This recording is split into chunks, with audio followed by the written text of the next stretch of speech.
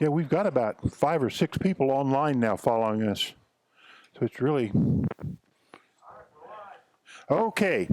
Good evening, everybody, especially you that are watching us online. If you got any questions, you can shoot us an answer. I want to welcome you guys for coming here.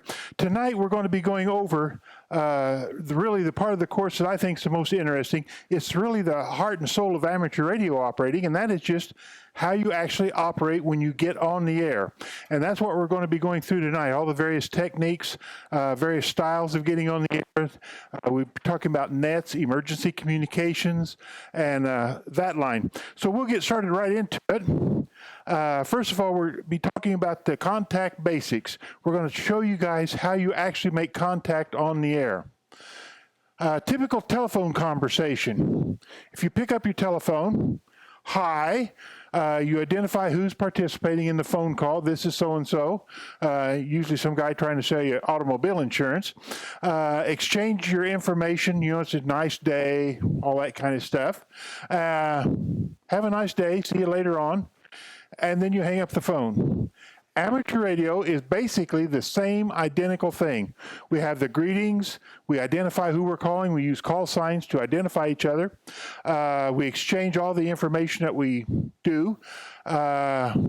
73 means like have a nice day. You'll hear that a lot. 3s and 8s, you might also hear 3s and 8s. 3s and 8s come from 73. The 8 comes from 88.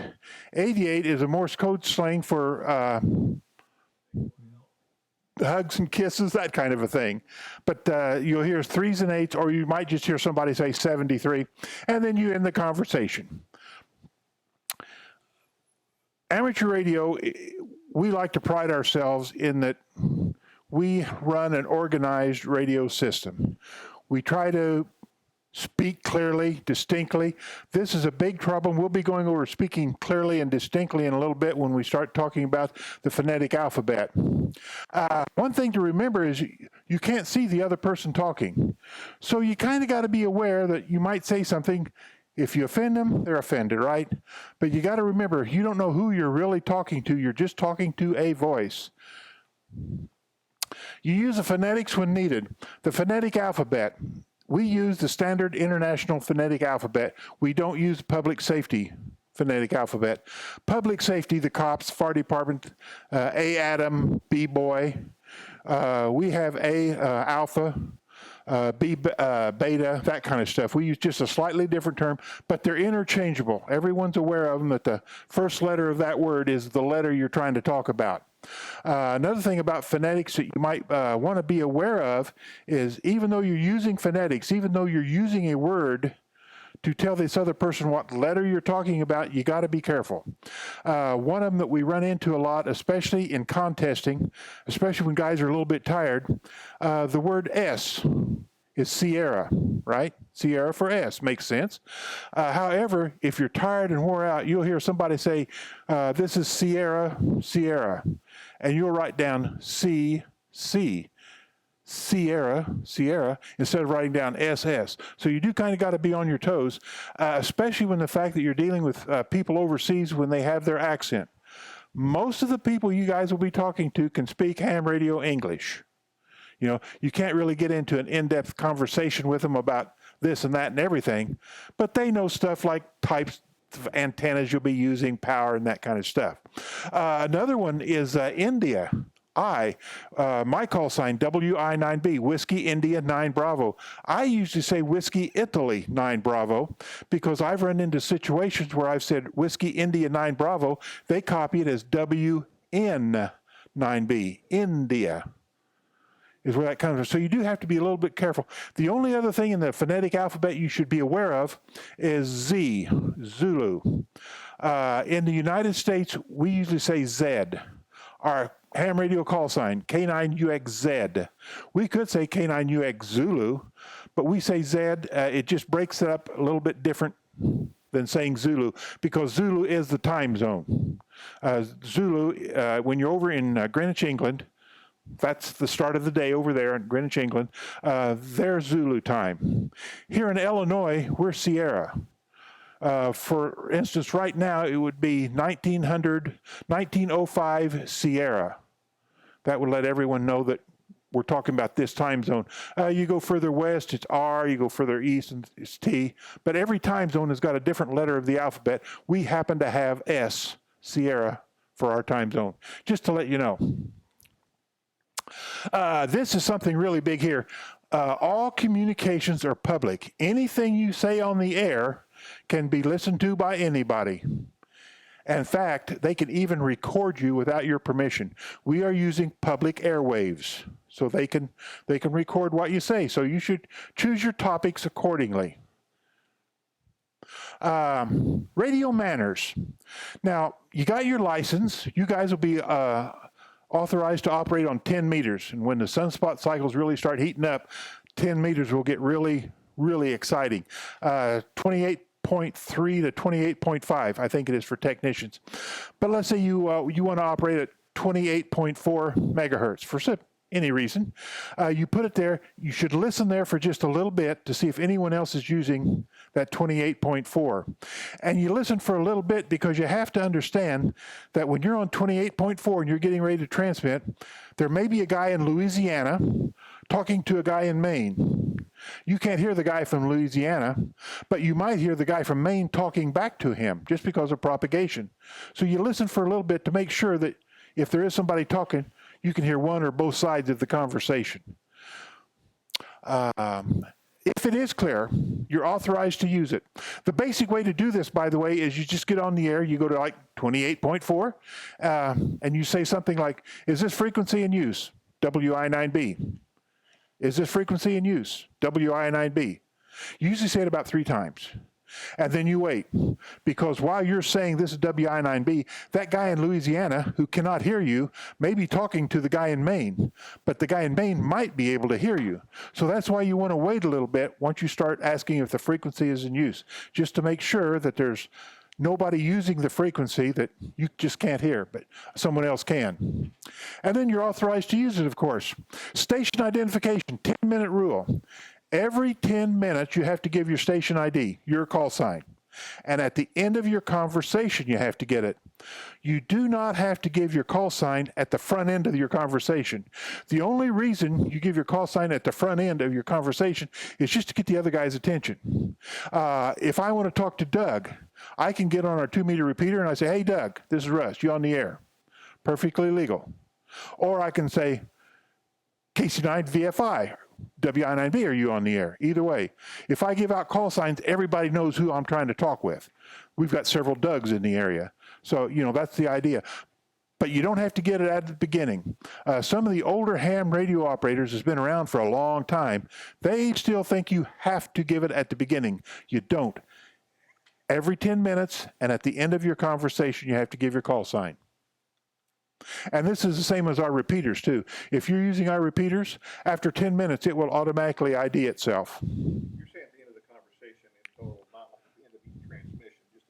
At the end of the conversation, yeah, when you're getting ready to say out. That's another thing. There is no such thing as over and out. Over means you're expecting a reply from the guy. Out means you're turning off your radio. So if you say over and out to a guy, and you hear it in the movies all the time, they'll say over and out. Basically, they're saying, I'm going to wait for your reply, but I'm not going to listen to you. That's basically what they're saying. So it's either over or out. One of the two, but not both. All frequencies are shared. No one has a prior claim to a frequency. This includes schedules, nets, or pre-planned events. About 3 years ago, we were doing field day over to Montrose City Park, Village Park. Really beautiful little park over there. That's when our club went over there on that 4th full weekend in June, and we try to contact as many other clubs as we can in U.S. and Canada. Our operator had started at 1 o'clock in the afternoon on 80 meters. He was running I forget his exact frequency, it doesn't really matter. He was on 80 meters.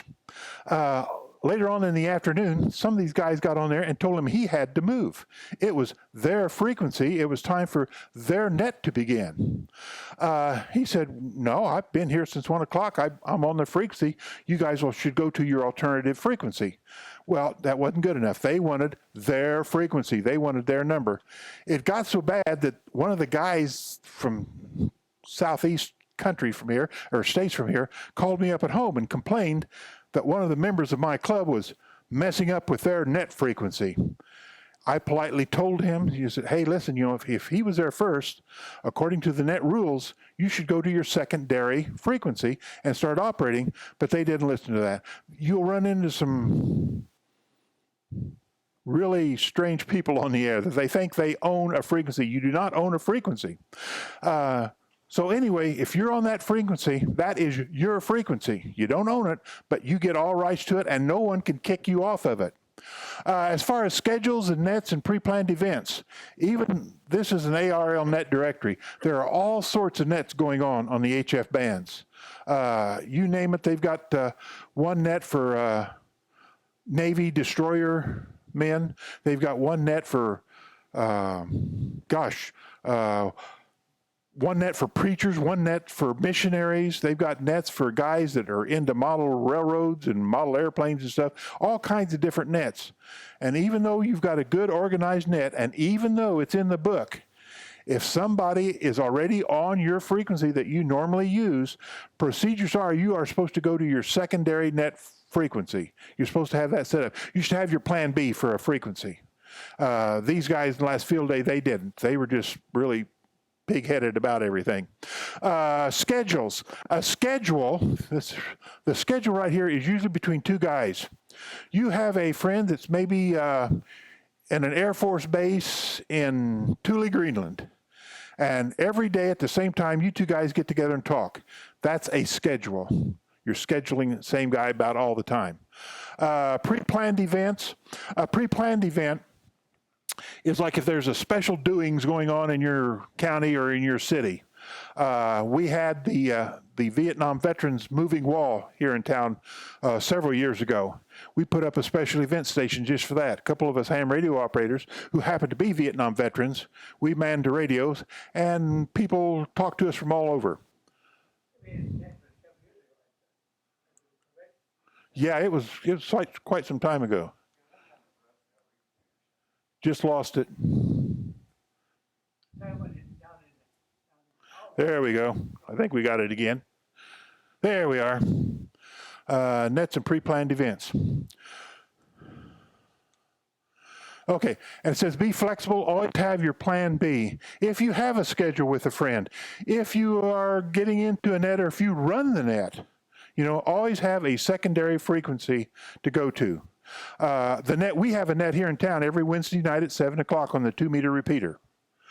So when you guys get your license, Wednesday night we all get together. Ben is net control back here, and he is the one that controls our net. He'll go through and ask for any check-ins. I'll give my call sign. Byron will give his. Doug will give his call signs, and he keeps track, and then he goes back down the list. WI9B, do you have anything for the net tonight? Stuff like that goes on a net. And you won't. Now, in our area, we could kind of have one. We could go to the UHF repeater, but not everybody's got a UHF radio. But other than that, we would have to just go direct, do a simplex frequency. Just for the record, we had 6 check-ins left. Yeah, it's amazing. We can have 2 check-ins. Sometimes we'll have 8 or 9 check-ins. It just varies on the day and the night. Signal reports, radio matters. I'll come back to signal reports in just a little bit. But you talk about power levels. You avoid excess power. You use the least amount of power to get the job done. If you can talk to somebody on 50 watts, there's no need to run 100 watts or 1,500 watts are maximum allowable. You always use the least amount of power, and that is keeping noise out of the air, and you're not interrupting other people. The QTH, the grid locators, floating around here, there's 2 sheets of paper that's got grids on them.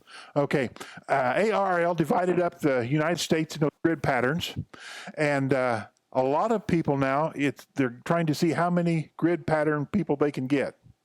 So it's a good idea to know your grid pattern. I live over by Shumway. I am in Echo Mike 59, Quebec Echo is my grid number. Basically, the northern half of Effingham County all the way up to almost Champaign is Echo Mike 59, and below us is 58, Echo Mike 58. But there's other letter combinations. But you can get on, do a Google search and just type in ham radio grid squares. And it will come up with a thing where you go to this place. You can go to the ARRL website and type in your town or your zip code, and it will automatically tell you what your grid square is. Because you may be asked for that sometime on HF and or VHF too. Someone might be looking for this particular grid square. Now, the signal reports is the RFT. These two, the signal report is an RFT report. The R stands for readability, 1 to 5. 5 means you've got a good, clear voice. The signal is just coming in loud and clear, nice and clear. Strength is 1 to 9. With 9 being the perfect signal coming into your station. Now, if you're running CW, you'll also have the T for the tone. For CW is 1 to 9 on the tone. You got a nice CW tone. If it's warbling around a little bit, they might tell you your tone is only maybe a 5 or something. The vast majority of the times, though, it will be just a simple 5.9 or a 5.8, for instance. Say, what's my signal? Well, this particular guy, 5.8. In other words, his audio sounds really good, and his signal strength is right up there to S9. That's a good signal report, as opposed to he might be a 5.3, which means you're really down in the grass. He's having a hard time listening to you. He can hear you okay, but it's just you're so weak. But basically, it's always a contest, and you're working a foreign station that's in a contest or under a pileup. Basically, the conversation goes, I'll just make up a call sign, I5 Baker, Baker, Baker, this is WI9B, you're 5.9. And he'll say, WI9B, you're 5.9. Even though we might have lousy signals, but you just want to make the contact count, so you got to give a signal report. So everything is usually, you're a 5.9, I'm a 5.9. If you're just in a casual conversation with somebody, then you might go and give them a little bit better, more accurate report. You might say, well, you know, I've got you pretty good. You're almost an S9 on the meter. I'll give you a signal strength of an 8 or maybe a 7, a 5.8, 5.7, something like that. Advice and assistance. When people get on the air and they ask for a radio check or a radio report, you try to give them a good, honest one. An honest one. You can tell the guy, well, maybe you're splattering a little bit. Maybe you ought to turn your mic gain down a little bit. Or no, your signal is not very good at all. Or maybe your signal is going up and down. It's wavering around. You want to give them a good, honest report. Because you have to understand, in CBs, you know, everyone's always asking for a radio check, which really is meaningless because there's nothing they can do about it. You guys, since you're building your own antennas and since you're operating your own radios, then a radio check actually has some really true meaning for you. Ham radio is self-regulated. We take care of our own. We are extremely lucky in this area. A couple years ago, we had a guy getting on a repeater, making lewd and nasty comments about one of our members. We were trying to find him, but you know, he remained anonymous. You can be anonymous behind a microphone. But we do self-regulate. If we know that you're doing something that you shouldn't be doing, probably somebody from the club might come and talk to you. We do it on a very friendly basis. We're not cops, you know, like that. But we say, hey, you know, I had some guys complaining that you've been operating out of band on the extra class section. You really should stay, you know, in your technician class or in your general class. So we do about this. We do our own self-regulating. ARRL has these things called official observers. They're redoing it right now.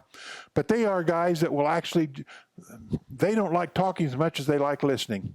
And they will be going through the band, and if they see somebody too close to the edge end of the band, they'll just send them a little slip of paper in the mail saying, you were operating too close to the end of the band. It is suggested that you move up. It's just something very common, easy like that. They will also send you out a little notice too. If they find you talking to somebody and you're trying to help somebody, they will send you a good guy report where, hey, you're doing what amateur radio is supposed to be doing. You're actually helping someone else. Logging contacts on paper or computer. If you log, we had to log all radio contacts. We don't have to anymore. They did away with that. But this is like a typical logbook that you can get from ARRL. You can write down the time and date. The time is always Zulu time, not, see, right now it's 0020 Zulu. 0020 Zulu is the time right now. Local time, it would be 1920 Sierra. But you always use Zulu time in here because if some guy overseas, he's going to be using Zulu time too. And that way you can look in your book and you can match up the call signs really easy by getting the approximate same time. You might be off a couple minutes, but that's just because of clocks. The big thing anymore is computer programming or computer logging, especially our club. When we do field day, we all have computers, laptops or something, and we do it all. It's really handy. QSL award programs. Somewhere around, back on that counter during a break, this next break, there's a blue notebook. That is my QSL cards. Feel free to look through it. It's QSL cards from over 100 foreign countries and all 50 states, Virgin Islands, Puerto Rico, all around. That's the QSL cards. It's almost becoming old-fashioned anymore. A lot of people are doing it electronically anymore, but I like the old QSL cards myself. Band plans. Every one of you, except you, I think, got one of these band plans. Doug, do we have another band plan around here? Okay, if you do, this gentleman up here front needs one. This is a band plan. One thing you'll need to know is that this is a gentleman's agreement. That's all this amounts to. There is no law saying that we have to stay voice on this section of the band or CW on this section of the band. There's no law saying that. But it's a gentleman's agreement because we know that if you start violating that, you're going to be having guys talking voice using up 3,000 cycles of space on a CW part of the band, which only uses 150 cycles. So they're going to be screwing up. If you go down to the CW band and start using voice, you're going to be screwing up a whole bunch of CW operators. Pardon me? Okay, we'll get you one next meeting. So that's what these band plans are. These things are so important. Oh, yeah, there's one in the book, too, somewhere. A band. What is it? Okay. These things are so important that there's a law, and I think it's in Part 97, but I've never found it yet. But I think there is a law stating that if an extra class operator walks into your Radio Shack and you don't have a band planned, he can poke your eye with a sharp stick. I'm pretty sure that's a law. But it is that important. This is one I use in my shop, or in my Radio Shack all the time. I got it plastic on it to help preserve it. But it is very important to have a band plan. There'll be no question you'll know exactly what frequency band you're going to be allowed in and all this stuff. So you definitely want a good band plan. Like I said, it's just a formal plan. It just organizes the operations on the band. It will say in this part of the band you can only use data transmission. This part you can use CW. This part you can use voice. And it is an informal agreement. It is not a regulation. If you would go down into the CW part of the band and start talking voice, you're not going to get a pink slip from the FCC. You might get a note from the official observer saying, you ought to stay out of the CW portion of the band. And it's intended just for normal circumstances. For normal operations, about all you can say about it. And it should be flexible. Sometimes the bands are so full that you might have to be sneaking down, getting really close to the CW portion. Or if you're operating, you can operate CW anywhere on the band. It's the voice and some of the data that you're limited to. Yes? If you're like using mobile to mobile, portable to portable, very limited not gonna enter, and you really dial the power down, is that That's the thing to do. not gonna be an issue then? Then it won't be an issue. No. No. And there again, you have to have a plan B. In contests, special events, de-expedition. A de-expedition is when a group of ham radio operators go somewhere where there's hardly any amateur radio activity. About 20 years ago, some hams went down to Peter I Island, which is a little bitty island off of Antarctica. Usually it's covered with the ice cover. But in the summertime, for like 1 or 2 months, the ice melts off and you can get a boat in and go to this Peter I Island. And I was able to get Peter I Island. And that thrilled the heck out of me. In our area around here, there was just 2 of us that got Peter I Island. That's a de-expedition. The club has some videotapes about some of the de-expeditions that's went on around the world. And I would love to go on one. But you'll have de-expeditions. We had a de-expedition to Midway Island. Midway Island was in June of 42. They went to Midway Island on like the 100th anniversary, not the 100th anniversary. On an anniversary, they went to Midway Island and set up an amateur radio station just to commemorate the Battle of Midway. Making contacts. When you're working repeaters, you guys will probably be working repeaters before you work HF. I say this because you get to use a lot of the VHF, UHF frequencies, but on HF, the ones where you can talk around the world on, you'll only get to operate on 10 meters. And like I said, right now, low sunspots, 10 meters isn't really that active. But anyway, the best thing to do if you go through a town, you're on vacation somewhere, and you take your handheld with you, you might want to take you a repeater directory along. This has got all the repeaters in the United States and Canada in it. You can also get these things online, but they're really handy. But anyway, if you're in, let's just say Pennsylvania, in Carrolltown, Pennsylvania, 147.08, there's a repeater there. You put that into your radio. You listen for a while just to see how the guys are talking, just to get used to it. See how they operate, and then you announce your presence, and you just say your call sign. You key up the repeater and say WI9B. You might say something like WI9B monitoring. You might say WI9, this is your call, my call, but you'll be saying your calls. You might be saying WI9B mobile, something like that. Oh, I checked today. You guys are definitely going to be getting KD9P and then 2 letters beyond the P's. So all you guys will be KD9Ps with 2 letters. Anyway, you just announce your call. When somebody answers you, you always say their call sign. If Doug would call me on the air, I would say, KC9VFI, this is WI9B, go ahead.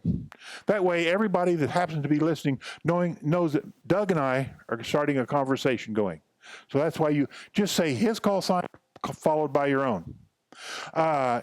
Repeaters are often used by clubs as a regional intercom.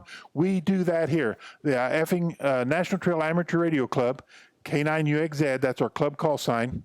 We have the 2-meter repeater. It's up on top of the hospital. We also have the UHF repeater on top of Effingham Equity. And that's what we use it for. We use it we do our nets on it. We know that all the club members are monitoring one or both of these repeaters. So it's really nice to have. If you start your own ham radio club somewhere, if you have 4 or more people in your club, you can have your own club call sign. So that's something to know. Repeater signal reports. Full quieting. Full quieting means you've got a perfect signal. They can hear you. There's no static. It's just pure you coming out of that speaker. Full quieting. Scratchy. If someone tells you you're scratchy, it does mean there's a little bit of static in with your voice. You're a little bit weak on the signal maybe, and it is getting a little bit scratchy. And then there's a flutter. Picket fencing, if you will. That usually happens when you're mobile. You're going down the road and you're coming in and out of that repeater, just chopping away.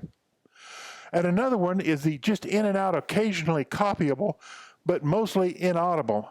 That is when you are just in a very bad location. And the only way to get out of that usually is either up your power, or sometimes just moving a couple feet can make a big difference of getting into the repeaters.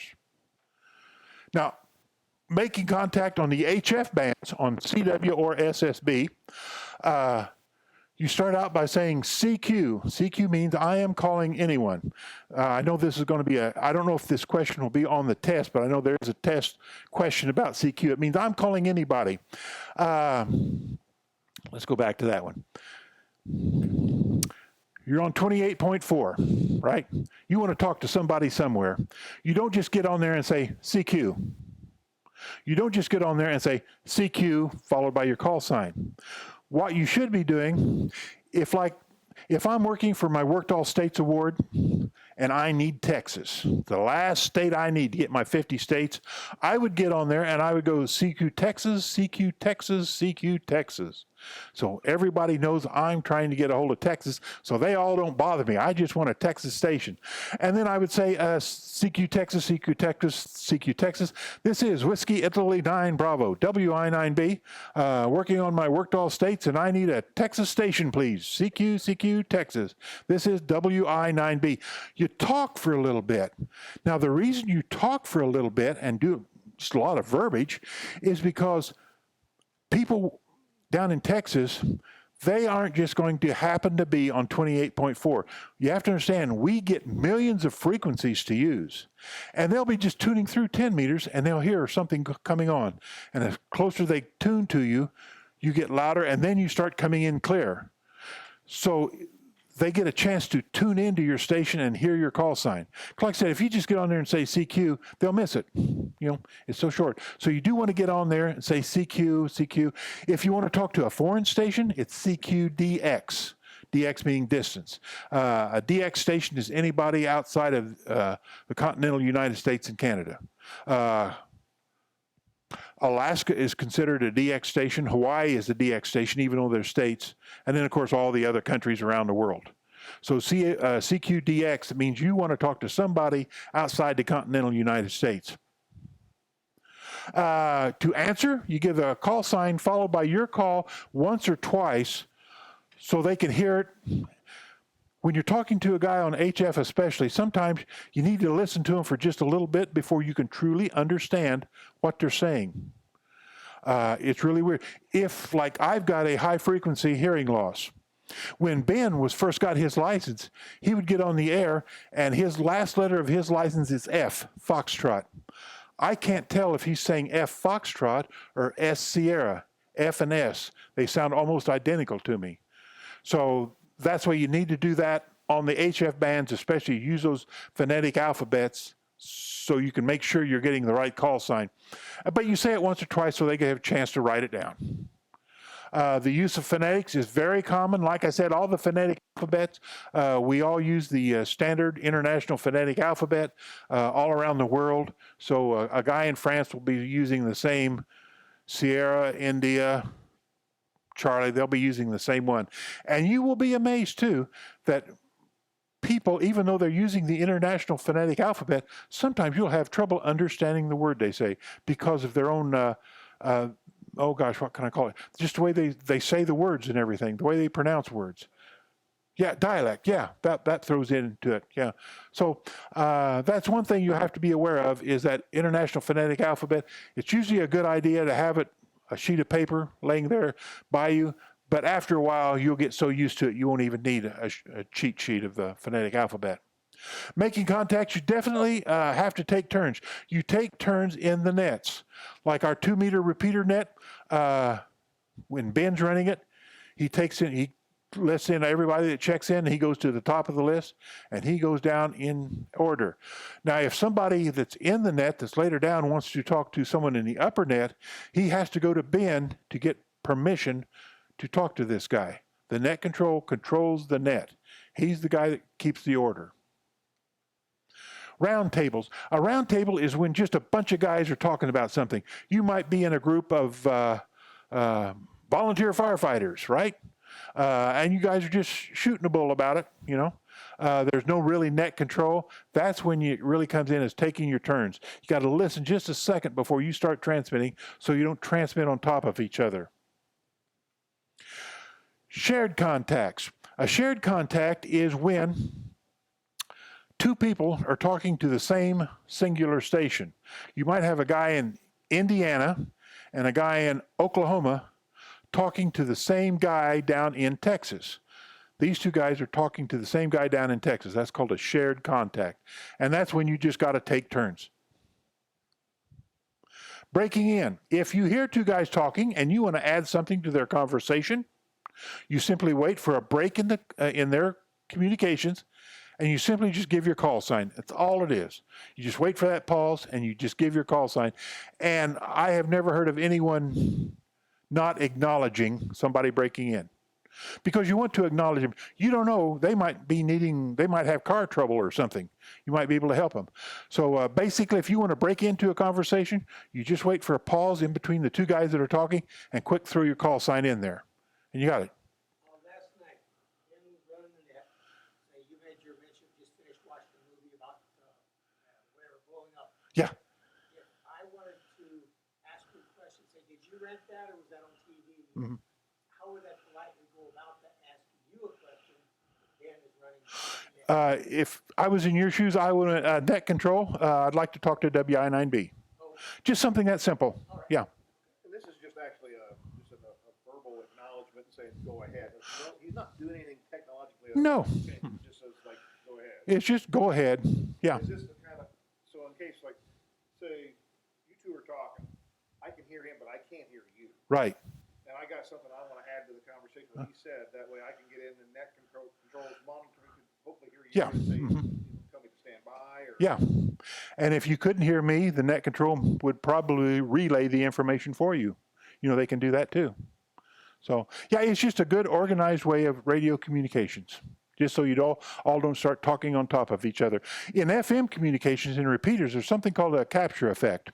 And what it is, a FM radio receiver, what? A capture effect. It's for FM. An FM receiver, if there's several FM stations coming in on the same frequency, a good FM receiver will pick the strongest station and you won't hear the other two. And that's why you kind of, give your call and everything else to make sure. But yeah, if two of you is talking at the same time, usually whoever is listening will just hear the strongest station.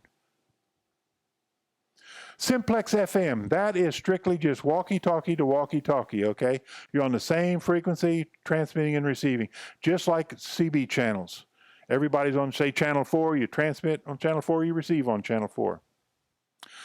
You simply have to take turns transmitting. And it works for stations close to each other. We will be getting into, yeah, here we are right here. When you hear the other station on a repeater input frequency, you should try simplex. What does that mean? If this is a city block, if you're right here on this road, and there's another ham radio operator right here on this road, and over there is a repeater, you two guys are so close together, go simplex. You're using less frequency, you aren't tying up the repeater. Now, if for some reason he can't hear each other, then you might have to go through the repeater. But basically, if you're close enough to each other, physically close enough to each other, you just go simplex, and you can listen on the input of the repeater. In a little bit, we'll find out that the repeater input and output frequency is 600, and you have to, this is a test question, 600 kilohertz apart. 600. The receive in our repeater is 600 lower than it transmits out. So if you suspect some guy really close to you that's on the repeater, you go to that repeater input so you can actually listen to his transmission and not the transmission coming out of the repeater. Repeaters, 146.52. That's a common calling frequency. If you're ever driving down the road, you put your mobile on 146.52. If you see somebody else with a ham radio plate on their license, on their car, you might call out on 146.52. You might give out his call sign, give your call sign. If he happens to have his radio on, you've got conversations to help you travel down the road. It's 146.52 on 2 meters. On 440 or 70 centimeters, it's 446 megahertz. 446 megahertz. I know this is an important frequency to know. I'm not certain, but it's a good idea just to know this one anyway. Sure. 146.52 is on 2 meters. And if you got a 440 radio in your, a UHF radio in your car, you can tune it to 446.0 hertz.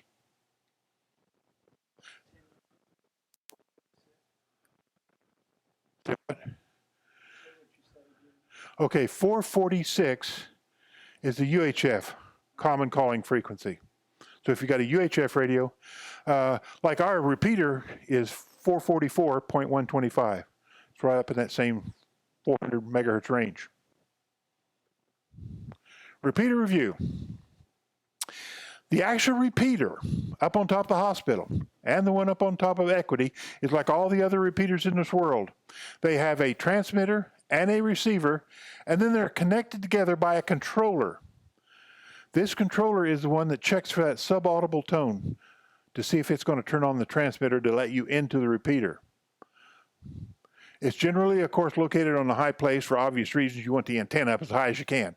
The controller, by the way, up here on ours, you can key up our repeater, and sometimes it will say this is, NTARC, or sometimes it says National Trail Amateur Radio Club, tone 110.9. That's a controller doing that. The computer voice is in it.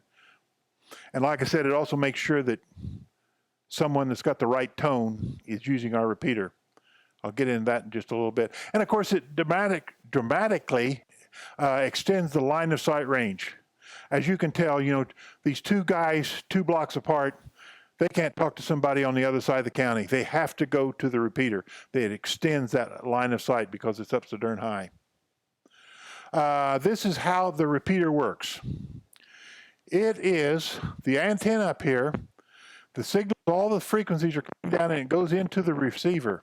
The receiver checks to see if that incoming signal has got the 110.9 on it.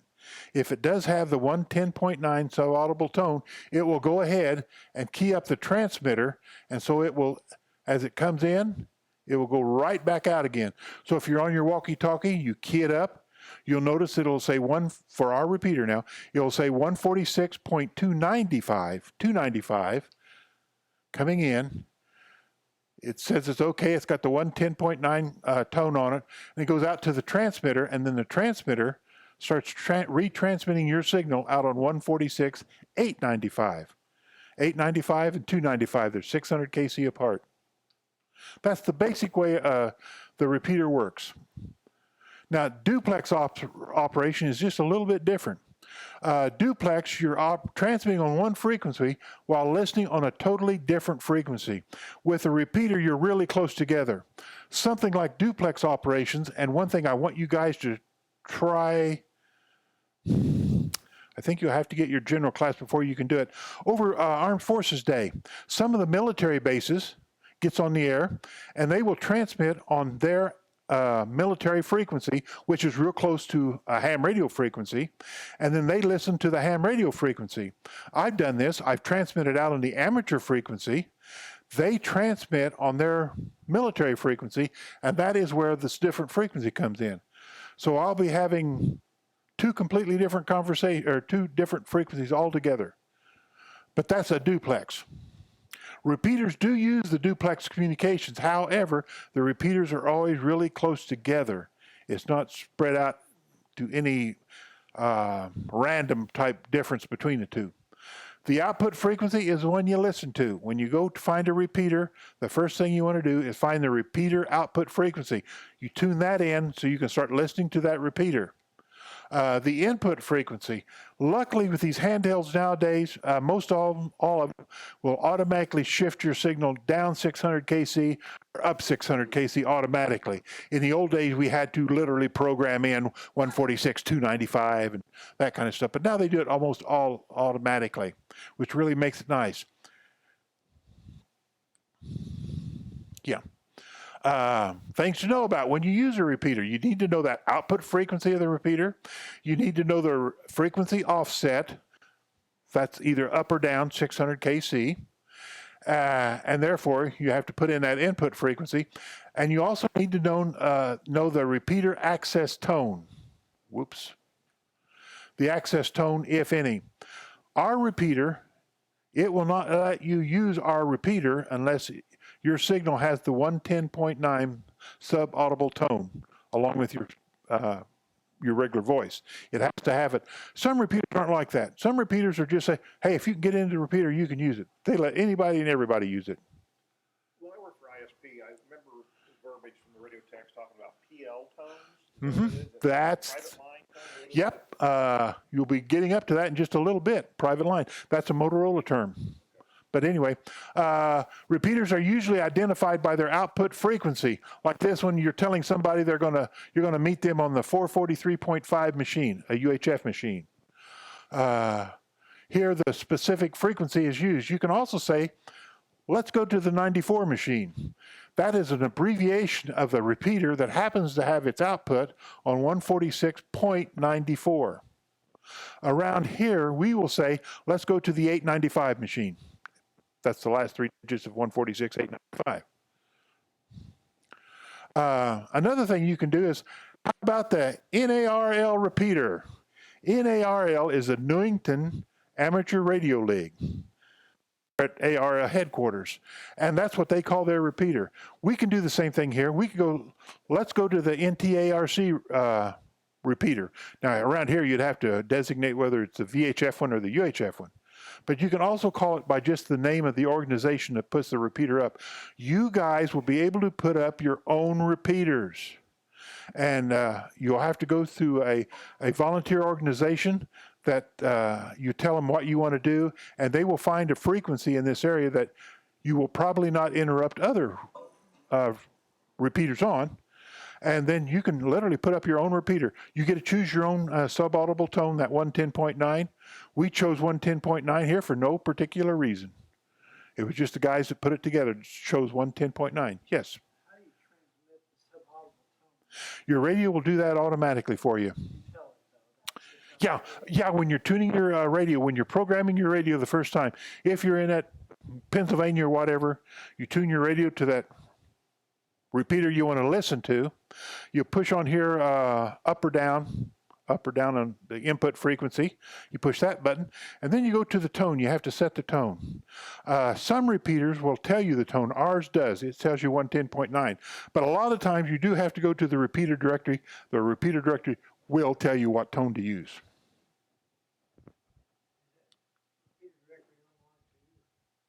Yeah. Oh yeah, there's all sorts of resources online. It's amazing. Here, the repeater, like that example they just gave, the repeater is referenced by the sponsoring name club, the Newington Amateur Radio League. The offset frequencies. These are the standard offset frequencies. There's only two you got to know for certain. That is the 2-meter one, plus or minus 600 kc, and the 440 one, which is plus or minus 5 megahertz.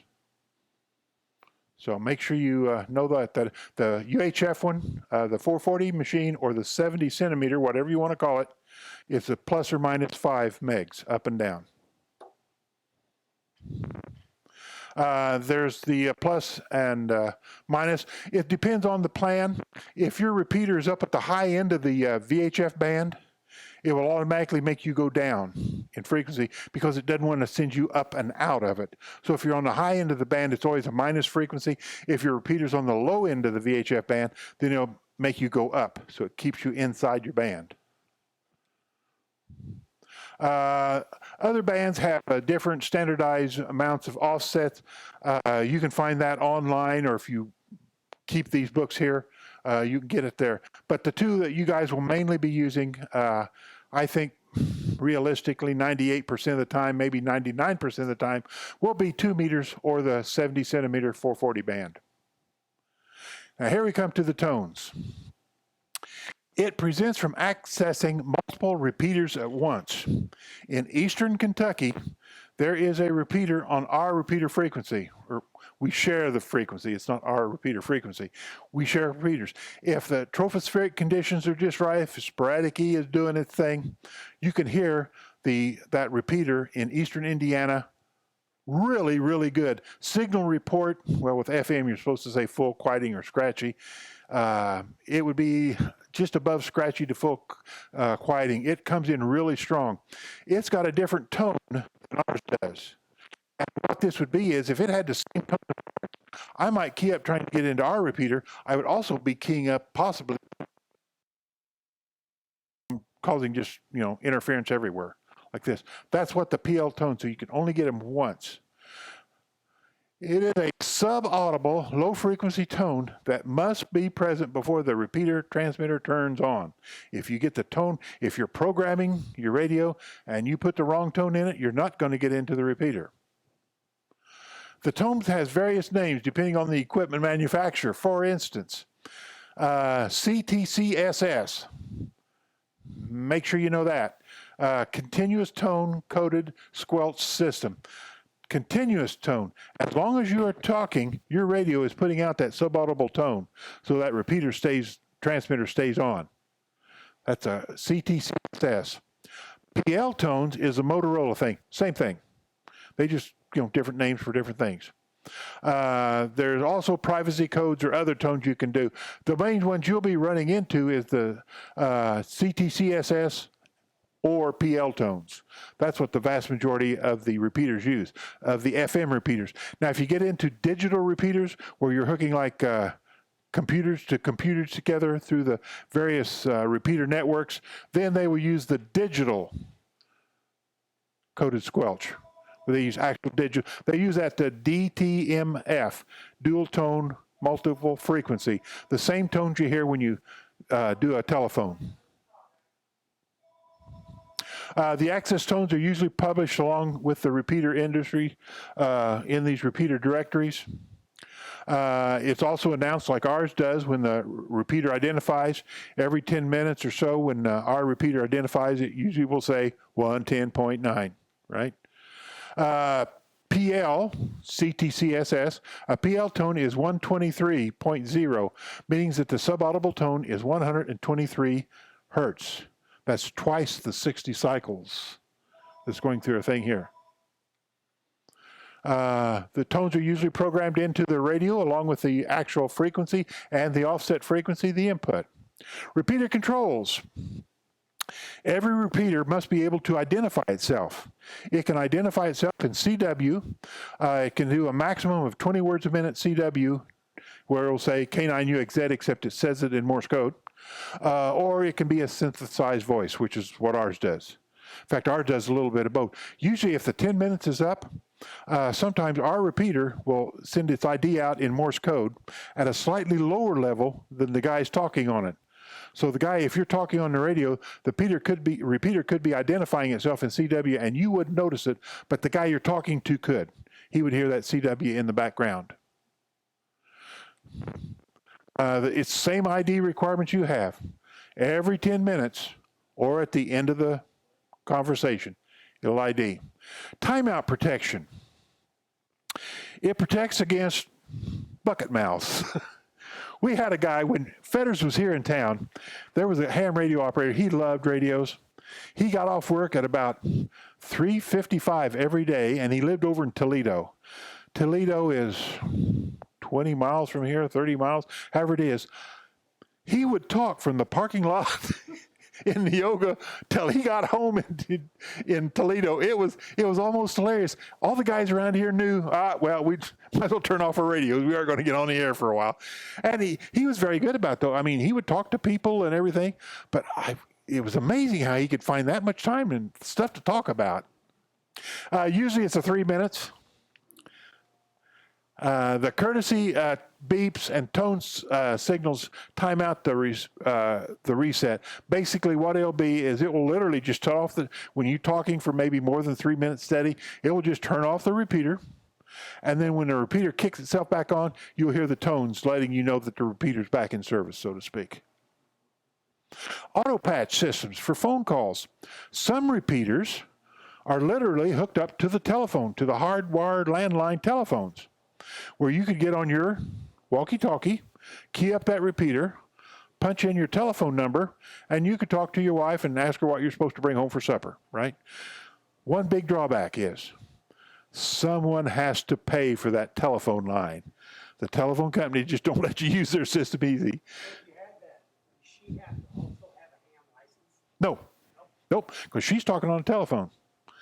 Yeah. And the repeater, since it's licensed, it's okay for it to do it. Yeah, but that is a big problem with using the auto patches. Somebody's got to pay the phone bill every month. Common problems you run into. Off frequency causes audio distortions. A lot of these displays on the front, when you go to our repeater, you'll say 146.89, there's a little bitty 5 up in the corner. It might have a little bitty 0. Now, why they don't make it the same size as the others, I don't know, but they don't. And so a lot of times if you're programming it in, you don't see that little bitty 5.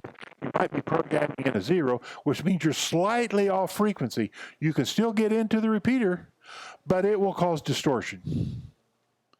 And you will sometimes hear people saying, I think you're off frequency a little bit. That's the first thing you want to do is check your transmit frequency. Make sure it's right. Low batteries, of course, will do that. So it won't supply enough current for your output transistors to really work properly, so it'll cause audio distortion, weak signaling. Poor locations. You can hear the repeater okay, but you can't get into the repeater. You might be in between 2 steel buildings or something where you can hear that big, strong repeater, but those buildings are blocking your signal getting into it. You could have the wrong access tone.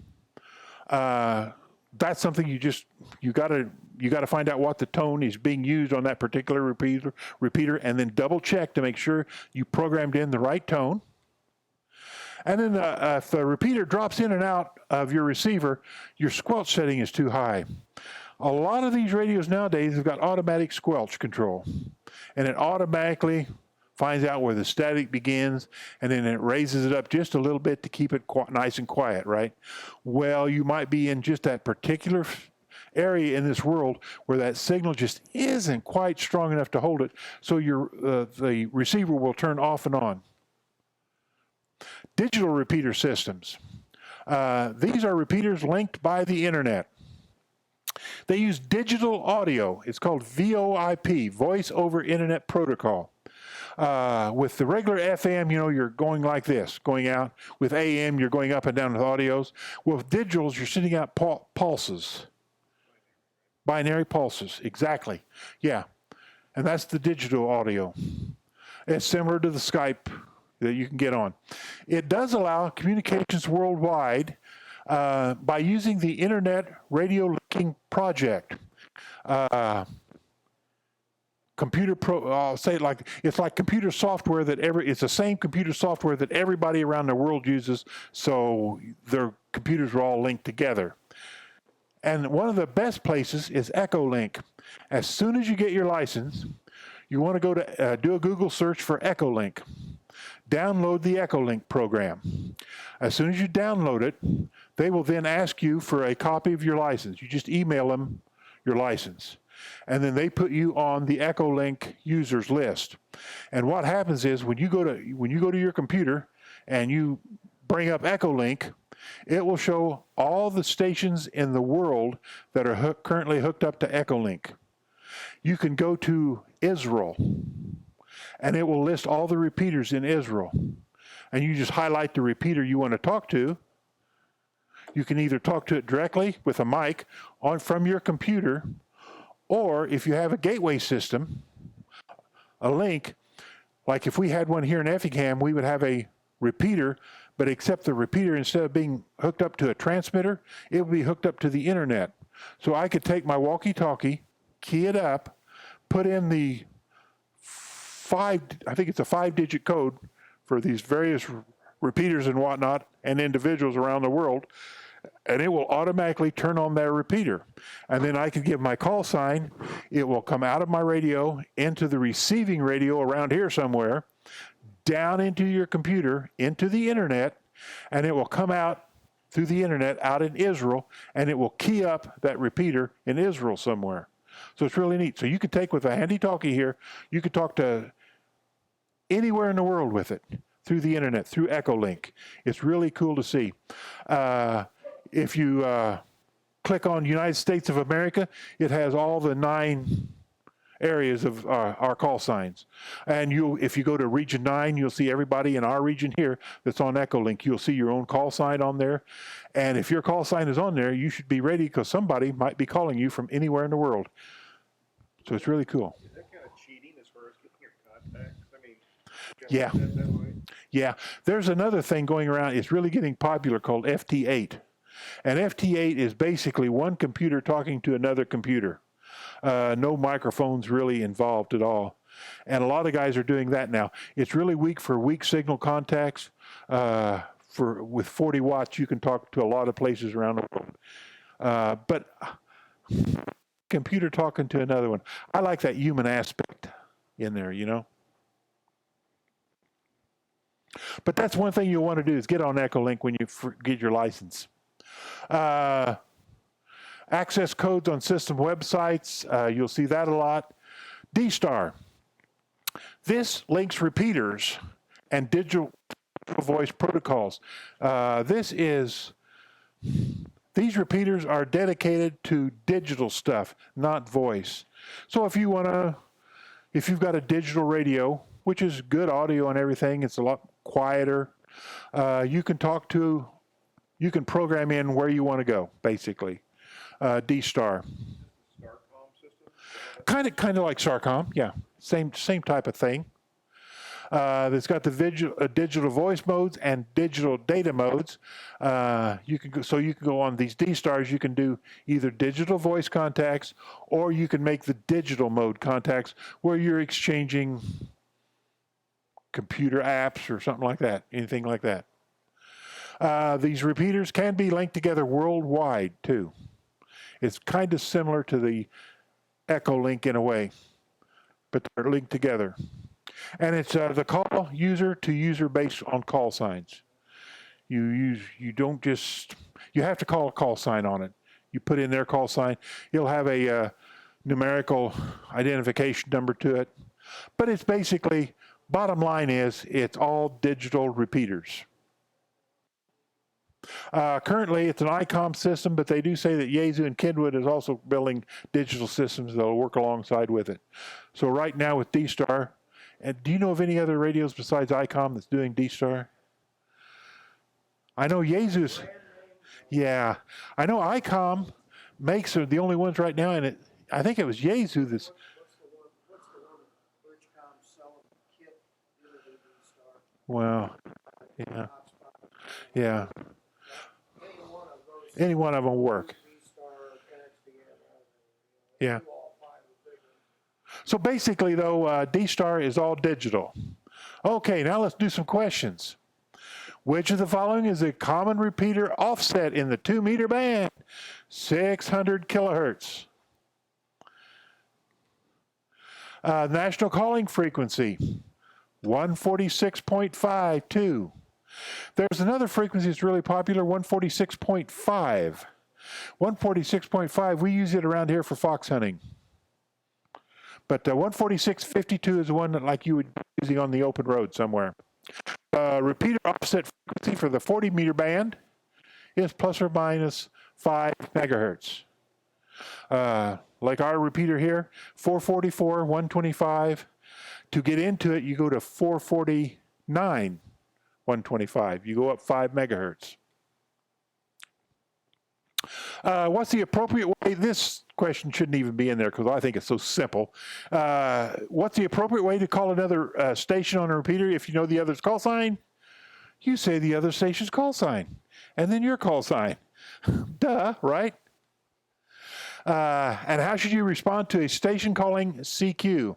You should transmit the other station's call sign, and then followed by your call sign, and I would recommend following by your call sign, saying it at least twice, because he'll want to tune in. Yes? Point of order. Point. You do not CQ on a repeater. Right, yeah. Yeah, that's something too. Yeah, on repeaters, 2-meter, VHF repeaters, that kind of stuff, you don't call CQ. Basically, if you want to talk to somebody, you just get on that repeater and just give your call sign. Say you're monitoring or something like that. But you only use CQ when you're on the HF bands. The procedural signal CQ is calling any station. And what is a brief statement that indicates you are listening on a repeater and looking for a contact? You give your call sign. If you're in this Pennsylvania over here and you want to talk to somebody on the repeater, you just throw out your call sign. It's just as simple as that. And there again, and a lot of times it is a good idea to give your call sign twice. just so the first time you give it, the guy can sort of tune in his ear to your time he can really jot down your call sign. Which of the following is a guideline to use when choosing an operating frequency for calling CQ? First of all, you do want to listen to make sure that no one else is using the frequency. And you should listen for a little bit too, because like I said, there may be two guys talking and you're only hearing one side of the conversation, and you just happen to pick the one time when the guy that you can't hear is talking. So you want to wait a little bit. I was always told the best way of doing it is 3 times. You ask, is this frequency in use? WI9B. Is this frequency in use? WI9B. Is this frequency in use? WI9B. If you don't hear anyone coming back to you, then you can go ahead and use the frequency. You should ask it, if it's in use. What is the most common use for the reverse split function of a UHF VHF? Most handhelds have got a button that has reverse on it, right here. That is for listening to the input. You would use this function, the split function, if you're here on one block and he's on the other block and the repeater's way over there. You would just hit the reverse button and all of a sudden your receiver, your transceiver, instead of listening to the output of the repeater, will be listening to his output going into the repeater. That way you can tell right away if you can just talk direct instead of going through the repeater and tying up the repeater. Basically all it is. You listen on that repeater's input frequency. What is the subaudible tone? It is the CTCSS, continuous tone coded squelch system. And like I said, that tone is a continuous tone. As long as you're keyed up, your radio is putting out that subaudible tone along with your voice, and that's what's keeping the repeater turned on. Which of the following could be a reason why you're unable to get into a repeater whose output you can hear? Okay, the first thing you want to do is make sure you got your transmitter offset right. You're on the right frequency to get into the repeater. You got to make sure that it's got the right CTCSS or PL tone. Make sure you got the right tone. And you might want to check too, that repeater you're getting into, it might require a digital tone, a DTEMF. Q signals. Q signal, you're receiving interference from another station. QRM. There's another one similar to that called QRN. The other one, QRN, is stuff like natural static in the air, lightning bursts and stuff like that. But QRM is the one that I think you need to know for the test. Q signal that you're going to change frequency. You'll hear that on our repeater quite a bit anymore. Means QSY, you're changing frequency. I might be talking to Ben on 2 meters, and we might see how the UHF repeater is working. So I'll say to Ben, hey, let's QSY to the 440 machine. Let's change frequency to the 440 machine. And then he'll probably say QSY 440. So we all know that we both went to the 440 machine. When we're done talking on UHF, we might go back to the 2 meter repeater, and the reverse is just true. We'll say, hey, I'm going to QSY back to 2 meters. Or I'm going to QSY back to the 895 machine. There's another one that's not on here. It's QSL. QSL means basically Roger.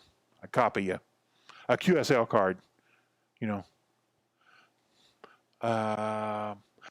Why are simplex channels designated in the VHF, UHF band plans? When you look at one of these band plans closely, there are sections in the UHF and VHF band plans where you can only talk simplex. There are places in this thing where you can only have repeater inputs and outputs. And there is just to organize the band plan, organize the frequencies, so you aren't getting on top of each other, basically.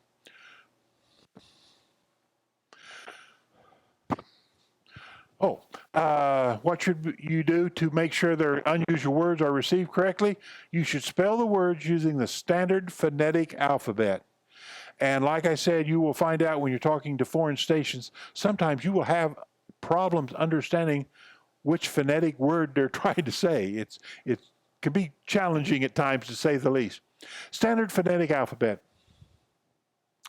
What is meant by the repeater offset? That, of course, is the repeater, the difference between the transmit frequency and the receive frequency, right?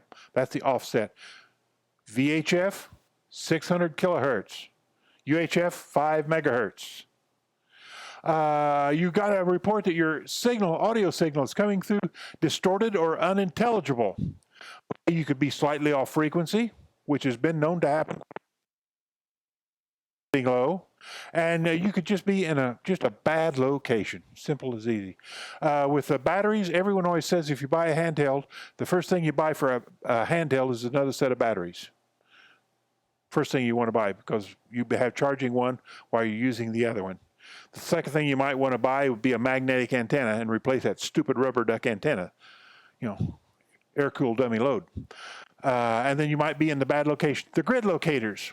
That is a letter number designator designed to a geographic location. You've seen that in the books and that paper going around.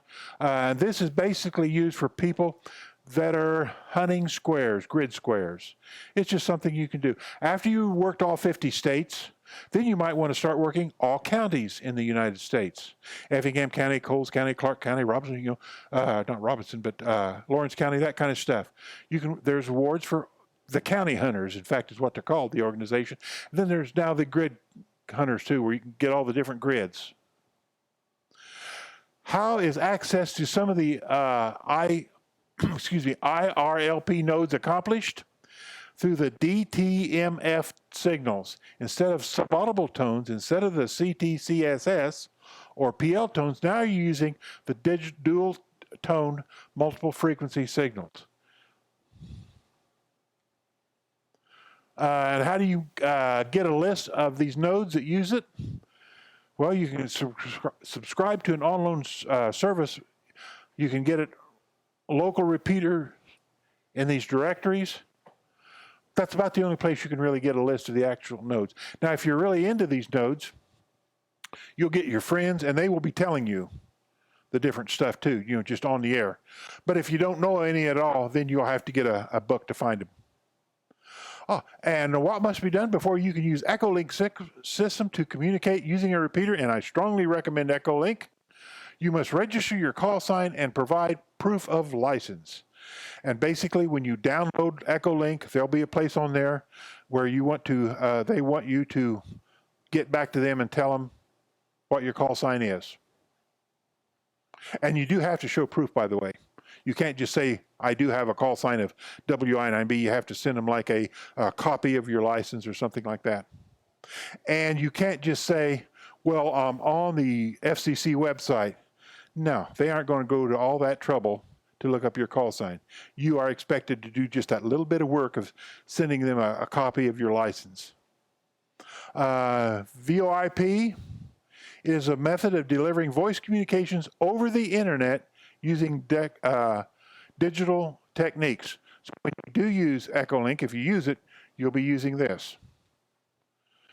And what is the Internet Linking Project? It is a technique to connect all these different radio systems together, but using the repeater or using the internet to connect them as opposed to just going out over the airways. Let's take a short break. Hour and 15 minutes. Okay. We'll do about a 5-minute break where you guys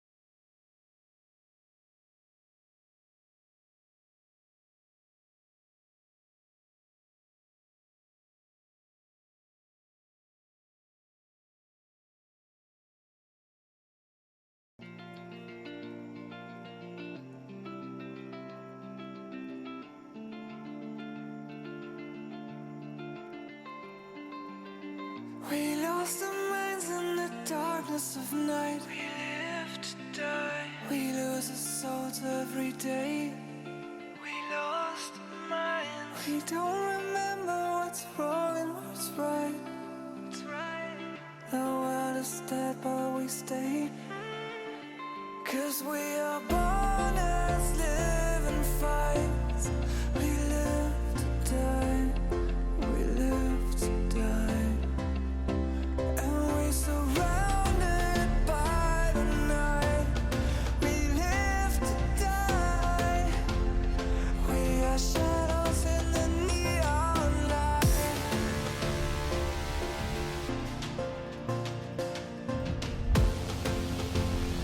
We are shadows in the neon light.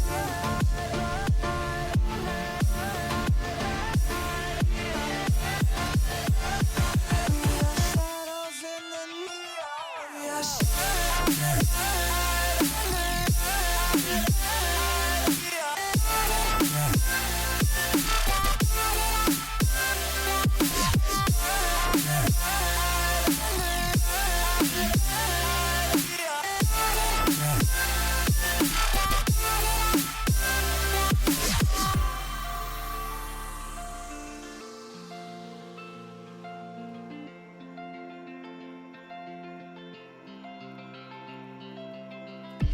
We are just shadows.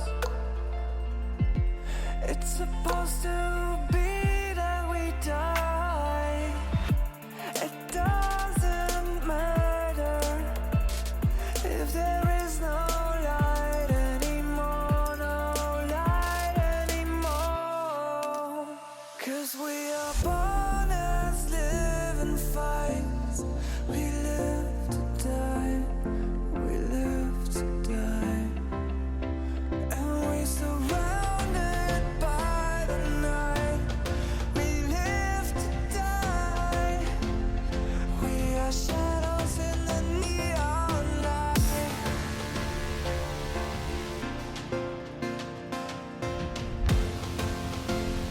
We are shadows in the neon light.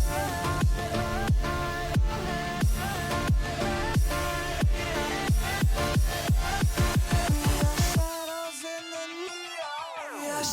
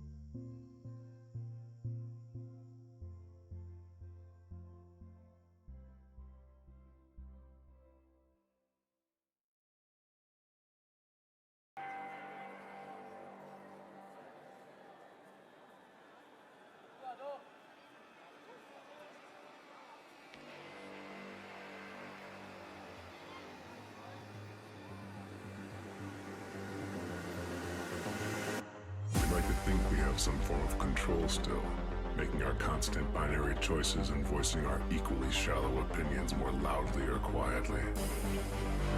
Most people can't even decide what color to wear or which burger to eat. What does it matter, man? Autonomy is an illusion.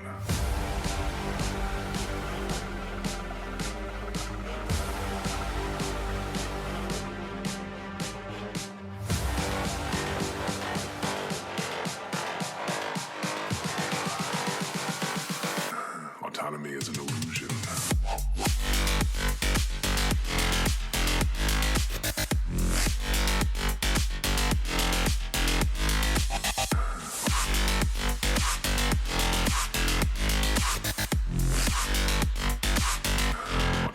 is an illusion.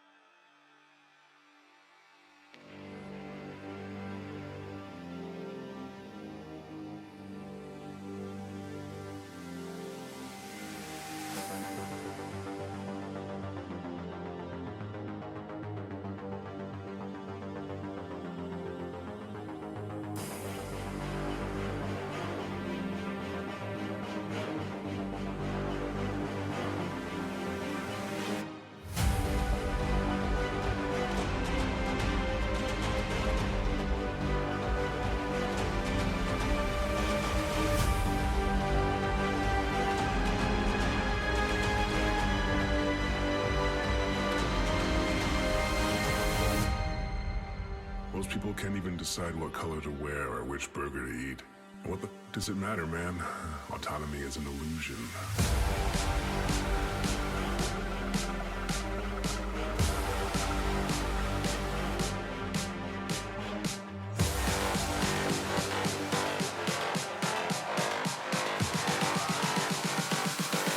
Autonomy is an illusion.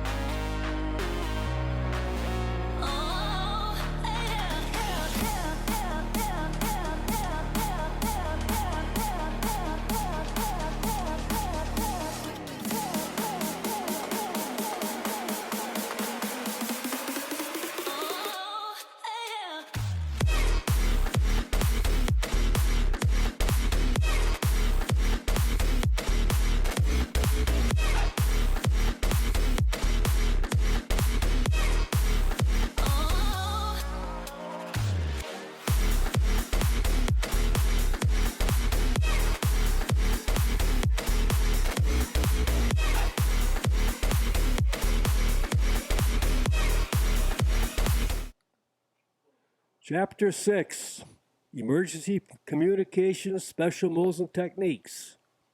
NETs. NET is short for network.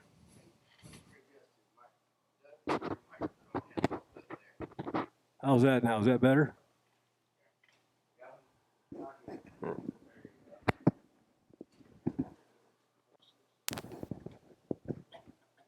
How's that? Is that better, Ben? Put it just below his mouth so he's not breathing into it. How's that? Is that? Yep, that looks good. Okay. NET is short for network. Evolved over the years to share and exchange information in an organized and efficient way. Social nets, traffic nets, emergency public service nets. Traffic nets. Traffic refers to formal messages that are relayed by amateur radio. A lot of times you'll see some of these nets on different frequencies. A traffic net, they like weather and traffic information, various things like that. That is like the old telegrams from years ago. A special procedure for that. That's in your book when you see how those radiograms operate. That's something you want to remember. National Traffic System, NTS. Procedures, accountability, emergency and public service nets. Public service nets, training for emergency nets. That's like ARIS and the other ones. When you get your license, you want to get involved with ARIS. You want to make sure that you get involved and help out with ARIS here. Training for ham operators as well as emergency groups and managers supported by amateur radio. Hey, Doug, could you pause for just a second? All right. What's showing on the screen?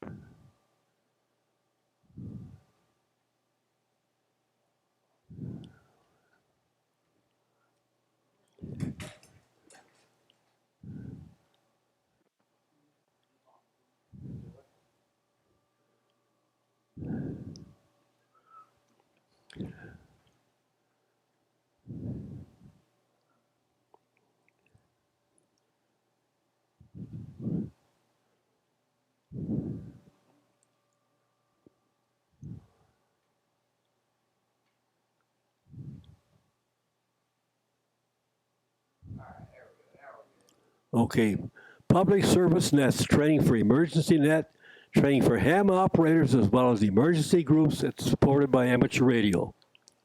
Emergency nets, that's like ARIS and emergency contacts that you might want to be hearing.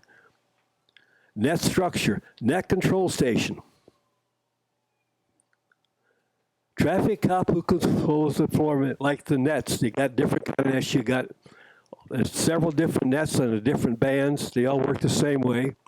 Some of them, like the one in New Orleans, the railroads in New Orleans, it's like a control net, but it's also a round-table net. That one in New Orleans is operated by John McCara and 5DHB. It's 5 of the railroads in New Orleans. You'll get on there. If you have net logger, you find what their frequency is. Let's see, 7275 in the 40-meter band. You'll get on there, he'll start off. If you have net logger, you'll show monitoring the channel, your name will show up. It might be 15, 20 lines down. He'll get to you, okay? Let's see, Doug, you on frequency, KC9 VFI. Yeah, back to you, Big John. I'm gonna pass you over to Scott. Scott is W5PLT. Scott will say, KC9 VFI, do you copy W5PLT? Copy loud and clear, Scott. We'll talk for a while. He'll say, when he's through with me, he'll say back to Big John. Big John will pass me over to Kenny, or Frank, or Lewis, or one of the other guys. Lewis is one of my favorites because we do a lot of helicopters work together. So he'll pass me back and forth to Lewis, but he'll direct all that. There's a guy in Puerto Rico that likes to get on. If I want to talk to him, I have to say, Big John, will you patch me up with Herberto down in Puerto Rico? He'll do that, but you just can't do it on your own. Some of the other nets are on the HF bands, like the 3916, 3919, and other different ones. That's like a directed net. a 3916 group, a NIDA, that's the 80-meter band. They have all different nets on, but they finish one after the other, like that 3916 net. They have what they call a trivia net. That's operated by Pete, KG5GGY over in Texas. You'll sign on net logger. If you don't have net logger, you can sign and give your call sign. He'll put you on a line. You'll go down that line. All right. Other nets are about the same thing. Some of the other nets, like the Century Club, they'll give you a line number. You call in, all right, line number 19, KC9 VFI, Douglas in Illinois. They'll say it twice, you see it come up on the screen. The way that works, that is a controlled net. Let's say line number 2 is a guy out in Montana, which is a 7-call area. He wants to get somebody in the 9-call area. Okay, I'm going to go down my line number. You'll say, I copy you 33, which is not a good signal, or 55. I'll go back to him. I say, I copy you at 55, 55, 55. You'll see, I copy you 33. That's one good contact. So back to net control. But the way they work, let's say my line number 19. My line number comes up. It's your turn to make a contact. I can do one of two things. I can pick a line number, or I can say I'm up for grabs. Up for grabs means anybody that wants to talk to me. They can do it either two ways, but you have to take your turn. You just can't jump in here and say contact.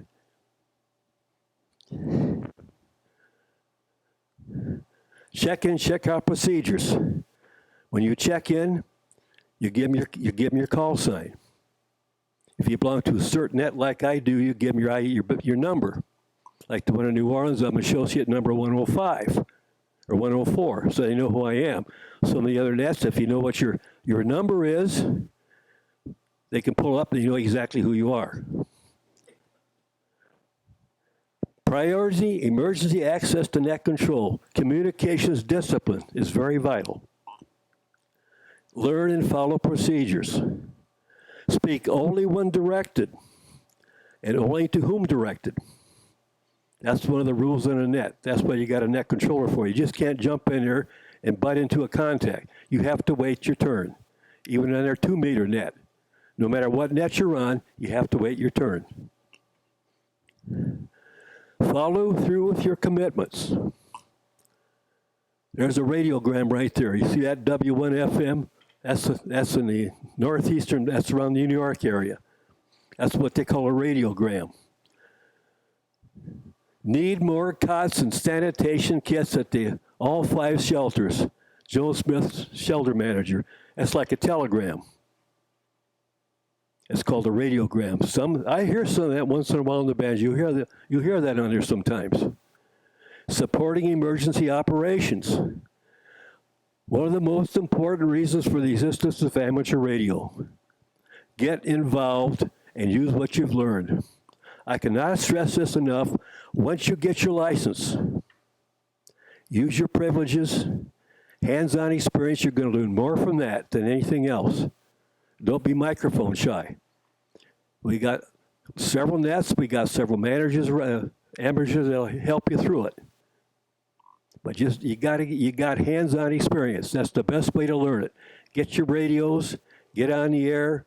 If you know some other people you want to talk to them. Get rid of what you call the microphone fright. Learn how those radios operate. And once you get through it, it'll be second nature to you. Know where you fit in the overall emergency management team. As races, that is one very, very important one around here. That's when we have a crisis here in Effingham. But you have to sign up for races. You have to know what equipment you've got, when you're available, what frequencies you got, if you got battery power, or what you have to have for power. Support civil emergency. That's one very important thing. We don't have enough ARIS people around. We got to build this up. So when you guys get your license, you get on ARIS. It's there if we need you. National in scope, that means it's all over the country. It's not just Effingham County. Races, ARIS, local and regional. So that'd be like a local area like our county around here. Supports non-governmental agencies, like your police departments, your fire departments, and different community. Don't be a part of the problem. You are a communicator, not a decision or policy maker. You let the person in charge take care of that. Don't go in there and say, do this, do that. You don't want to do that. Let the person in charge take the responsibility. Don't give out unauthorized information. Know your abilities and limitations. Keep yourself safe. Don't get on try to play hero if you can't be a hero. Follow radio discipline and net procedures. That is very, very important because it's controlled. Protect personal information. Amateur radio communications is public. One thing I want to stress about that, if you're talking on the ham bands, they got all these, they got a rag shoe net. Whereas you can talk about anything. Most of you have your own political and religious beliefs, which is fine. But don't get on amateur radio on these frequencies and get into debates. That ties up the frequencies. A lot of people aren't going to disagree. They're not going to agree with you, and it takes up time. And other amateurs want to get on those bands and talk, so don't tie it up with all those debates. That's not a smart thing. Like I say, a lot of people aren't going to agree with you, and you don't want to tie up the spectrum with the debates like this they're wasting on TV. Emergency declarations. FCC may declare a state of communications. All right, they can tell you you cannot operate at a certain time. You're going to have to operate at certain bands. The FCC controls this, whether we like it or not. Details of conditions and rules to be followed.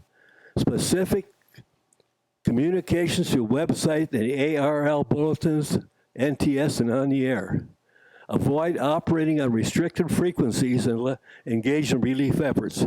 That's very specific. Making and answering distress calls. Rule number 1, speak in plain language. Speak in plain language so they can understand what you're saying. Mayday voice, SOS is Morse code. Identify. Have to identify yourself and your call sign. Give location. If you got a telephone or something's got a GPS, that's helpful to them. State the situation. Officer down, fire emergency, medical emergency. They have to know while you're on the radio, what you're talking to them. Describe assistance required. Person down, we need a stretcher to get this person out. Officer down, we need assistance. Provide other important information, location, address, color of the house, description of the person, all that helps so they can get a fix on it. Tactical communications, tactical identifiers, facilitate communications. Location or specific or function specific, that's you need to know all that to make those contacts. Transcends operator changes. FCC rules, ID rules still apply. Give your FCC call sign every 10 minutes when changing operators. There are some of the nets, like the 3919 friendly group, and every 10 minutes, the net controller will say it's time for ID. So everybody's on there, you give your ID. When that's through, you go back to net. Not everybody does it, but that particular frequency does that. Emergency equipment, Go kits, portable amateur radio equipment. You take your handset, you can put it to a 12-volt battery, belt clip, a little wire antenna, a little microphone, that's good to go. Emergency power sources, batteries, your car, generator in your house. Survival equipment and supplies. Training. If you're going to participate in emergency things, get the proper training. Actively participate in all training and drill activities. ARIES will help you get through that if you get signed up with ARIES. Nets. Public service activities, which we can use in case of a crisis, like with weather spotting, we can get on there in the nets and do that. Attend community meetings and get involved in your community. That's something we can't stress, especially for weather spotting if we have an emergency. You guys, with your handsets, we could deploy you anywhere with your yeah. If I can interrupt. Go ahead. April 1st, out at the county EOC, the National Weather Service will be doing their weather spotting class. It's at 6:30, April 1st, and we highly recommend, encourage ham radio operators to go to it. Take emergency communications courses. I think Eris can help us with that, can't they, Russ? Pardon me? Eris can help us with that emergency, yeah. And ARL's also got a couple online courses. Okay. FEMA, Federal Emergency Management, operates an NIMS and other topics. Be required for your participation. Can I, Yeah. as a retired emergency manager, go back a slide a second. All right. Okay, FEMA courses. If you want to operate in a disaster relief function, you have to take a couple federal courses. I have 708. Yeah. They're online courses. Around this area, nobody will probably ask you if you took those courses because around here, they don't really go, that doesn't concern them that much. You're there to help. But there is those FEMA courses that you should be taking if you want to participate. They're all fine. Yeah, they're all. Yeah. Awards, DXing, and contests. On-air activities provide incentive to get on the radio. When these contestings are going on, you're going to get on there. That's a whole lot of fun, believe me. Learn about propagation as use specific stations on specific bands. Now, last weekend, the RRL had what they call a DX contest. Italy was coming in, France, Bosnia, all coming in from Europe, very loud signals. They get their CQ-DX. Give an eye call, that's silly. They're trying to see how many contacts they can make. You make it very short, you give them your call sign, you give them your signal strength, you give them your state. That's all you have to do. There's no rag chewing on it, because the whole idea is they want to make as many contacts as they can. That's to improve your operating skills. You know how these contesting works? What bands to use in the daytime and nighttime, that all comes through hands-on experience. You don't learn it overnight. You take your privileges and you learn it. Hands-on experience. That's the best way to do this. It's fun. The fun of it. I use 100 watts. That's all I ever used. That's the fun of it. If you can work the world in 100 watts, that's the fun of it. If you can't, it's no big deal. It's a challenge. That's the fun of amateur radio. Awards, worked all countries. I got one more to get. Well, not so much that I got to get a few more for that. All 6 inhabited, worked all states. I got one more for that. It's your continents. I got one more. I got to get Oceania for that. I got to get 2 more for worked all states. Some of those states, like South Dakota, nobody's on them very much. It's all luck. Contacting 50 states. That's the Worked All States Award. Some people have them. I just got to keep trying. VUCC. Contacting 100 grids on VHF, UHF. DXing. Contacting stations far away, a tradition since the first days of radio. That's where the fun comes in. On HF, contacting stations in other countries. There's times like on the field day, and like these digs and like the one last weekend, you're going to hear a lot of amateurs all over the world trying to make a contact with you. Like I say, you give them your call sign. You might have to repeat it several times because of propagation. Give them your call sign. Give them a signal report. They'll confirm it. Okay, thanks for the QSL. Let them make another contact. You don't want to tie up the band because the whole purpose of it is to see how many contacts they can make, how many bands they can work, how many states they can work to fill up their logbook. UHF-each, contacting within your normal range. You're not going to get a lot of range in UHF and VHF. Contest. Rookie roundup. That means if you've been on the air for like 6 years or something like, you're considered a rookie. QSO parties. That is a very good one. There's a lot of states that have QSO parties. You'll hear them on your right. QSO, this is New Jersey. QSO party. All right. What they're trying to do is see how many contacts they can make. All right. See how many states they can get. That's all that is. VHF UHF contest.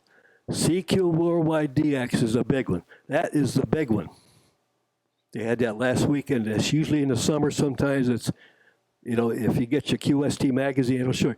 That's the big one. Everybody's on there. That's when propagation is usually good. You make a lot of contacts. Contest calendars. Field day. That's a very big. Emergency communications training with this competitive spirit. We all try to set up our stations.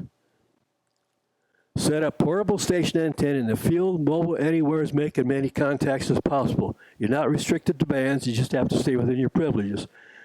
Some of them, we set up a station. All right, well, I might work 40 meters. Russ might work 20. Another guy might work 80. If 15 and 17 are open, you work those. You have to work with bands that are open. Get started with your local club or group. Way to get involved. That's why I encourage you guys, when we have our next field day, come down and observe it.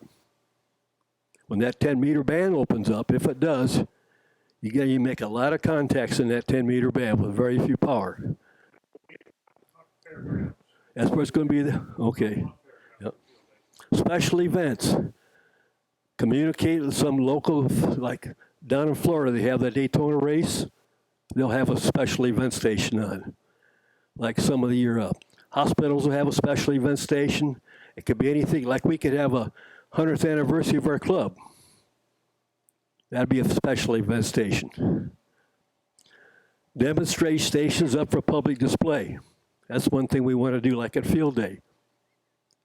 We can show them how these operate. We can set up, like they have this old timers thing in Effingham. We can set up a station and let the puppies see how we operate. Commemorative certificates awarded for contacting stations. You have to let them give your call sign, your frequency, and the time. They'll send you a certificate. Sometimes you have to send a little donation. Sometimes they'll give it to you over the internet. Radio direction finding. Interference, that's like that Fox hunt that Russ was talking about last time. Those antennas that you swing around to get your bearings. Where's Beth with a directional antenna?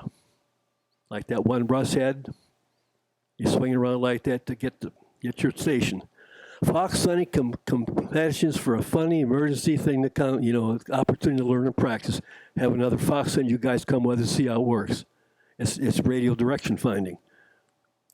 Good training for search and rescue. That's something you want to emphasize. Search and rescue, you might have an amateur out that's found this person.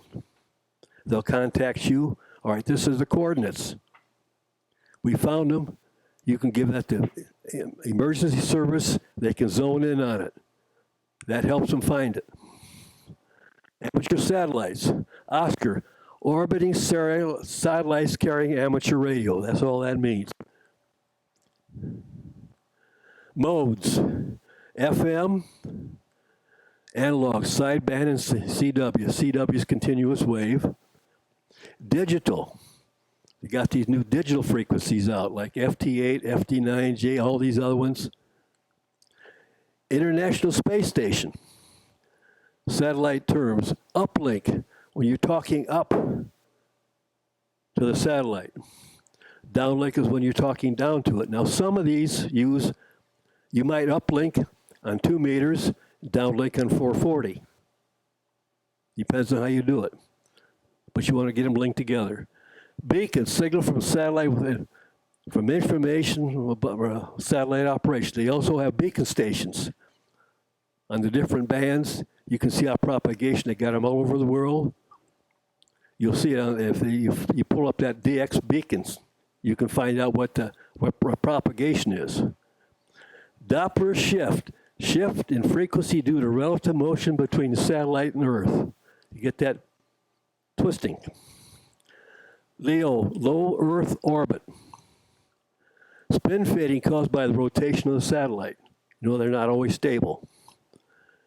Packet radio service. Tracking software gives beam heading and times when satellite is in view. Because they're not there. Some of them are gyrosynchronous, some aren't. Mode, band satellite.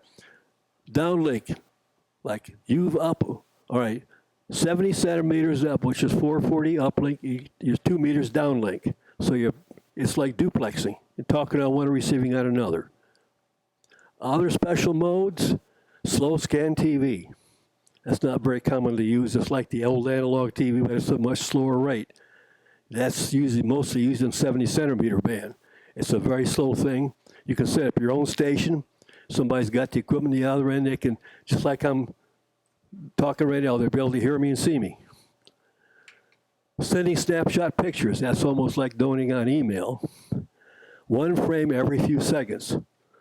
So you're going to see the scanning lanes come down like very slowly. Amateur TV, ATV, that's really what all that is. Similar to commercial TV imagery, except it's a lot slower.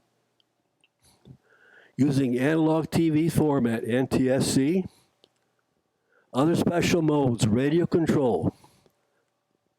Telecommand, that's like when you're talking to these different satellites into the orbit, your space stations that come up on your 50 megahertz band. I guess that's the end of it. Oh, what definition of a beacon? That might be in your book. T1A06. An amateur station transmitting communications for the purposes of observing propagation and other related activities. What is the FCC part definition of a space station? T1A07. That might be in your test. An amateur station more than 50 kilometers, 31.6 miles above the Earth's surface.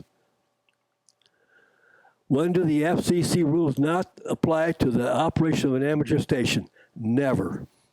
You have to follow FCC rules. What do races and areas have in common? Both organizations may provide communications during emergencies. What defines the amateur radio civil service races? A radio service using amateur frequencies for emergency management or civil defense.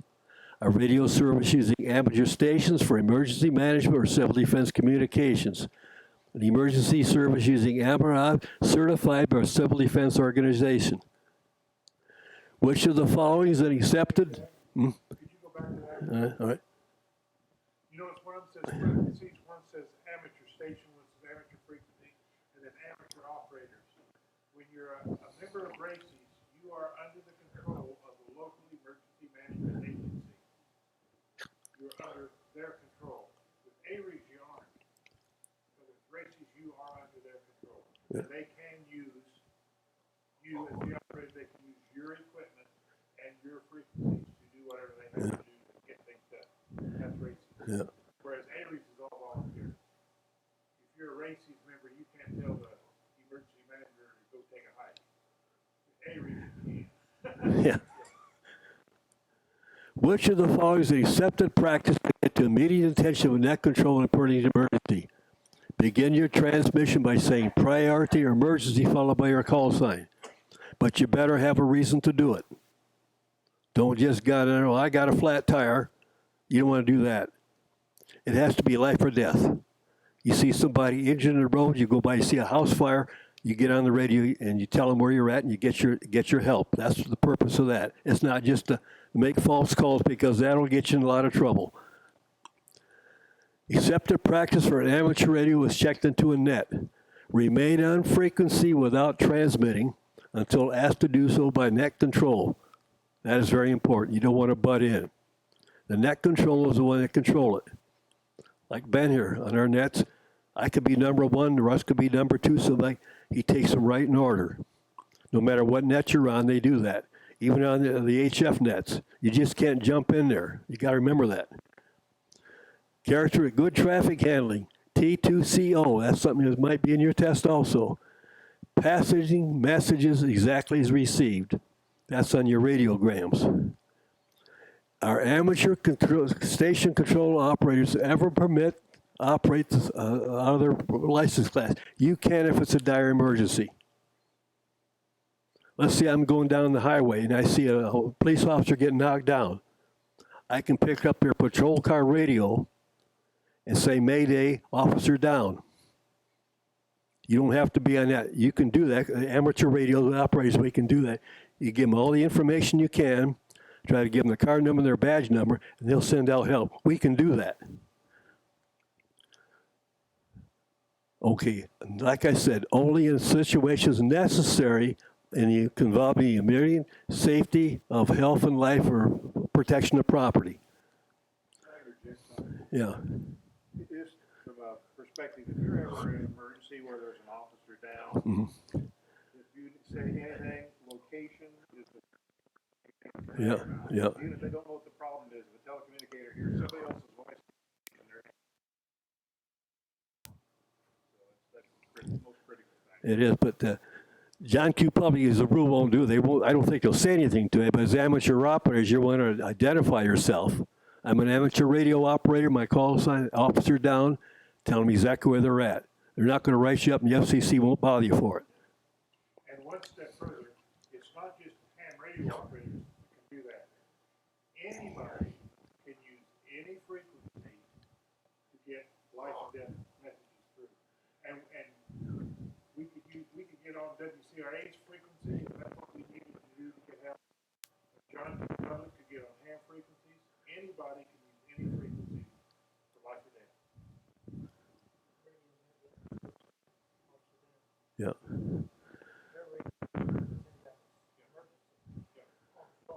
Yeah.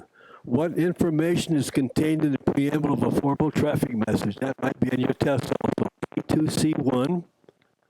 The what is the main term I might check in reference to a formal traffic message? That might be also 2C1. The number of words, the words equivalents, and the text portion of the message, like you see on radiograms. It's talking back and forth to another station. They want to make sure everything's right. It's like, remember, like the old telegrams from years ago. What is the amateur radio emergency service ARIS? T2C12. That might be also on your test, so memorize these. Licensed amateurs who voluntarily register their qualifications and equipment for communications for duty and public service. Get involved with that. We ever have a big emergency run, we're going to need all the amateurs we can get to help out with it. Who may receive telemetry from a space station? Anybody who can receive it, the telemetry signal. What is the impact of using too much effective radio on a satellite uplink? Blocks other users because you're putting out more signal than they are that you won't be able to get them, you won't be able to hear them or get to them. What is the following provided by tracking satellite programs? Which of the following are provided by satellite tracking programs? Maps showing the real-time position of the satellite track over the Earth, the time, azimuth, and elevation of the start, maximum altitude, and end of a path as that satellite goes over. The apparent frequency of the satellite transmission, including effects. What mode of transmission is commonly used by amateur radio satellites? Single sideband, FM or CW, or data. What is a satellite beacon?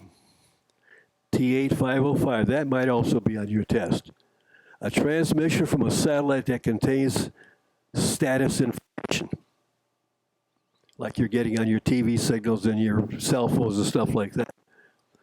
Which of the following are inputs to a satellite tracking program? T8B06. That might be on your, the Capurian X. That's like fame, Capurian elements. Which, with regard to satellite communication, what is Doppler shift? T8B07. That might be also on your test, so memorize that. An observed change in signal frequency caused by relative motion between a satellite and the Earth station. As those things shift in the air, you can get a little fading in and out from it. What is meant by the statement of a satellite operating in UV?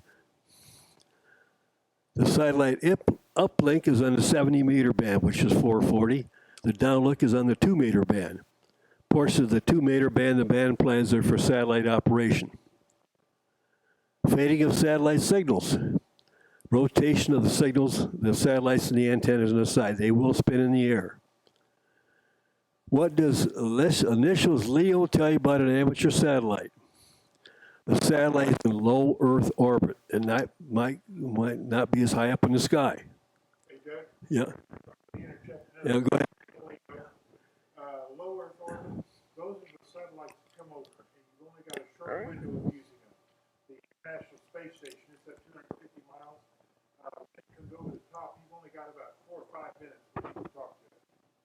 That's short. There's geostationary ones, which are way the heck out there, like 3,000 miles, I think it is. Those are the satellites that appear stationary. You can always point your antenna at the same place.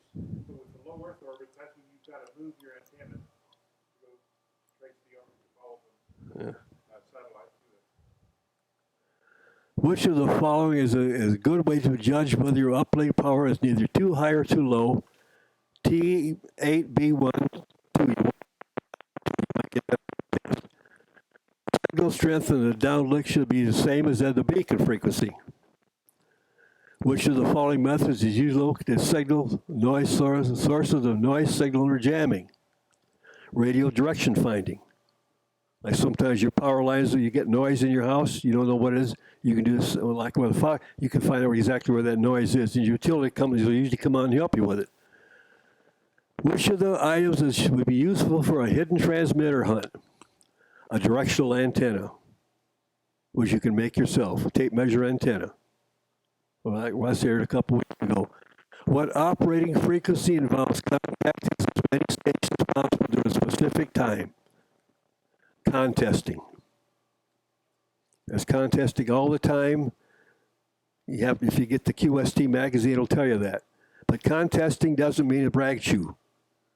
You make your contact, sign off, let somebody else get on there and make it.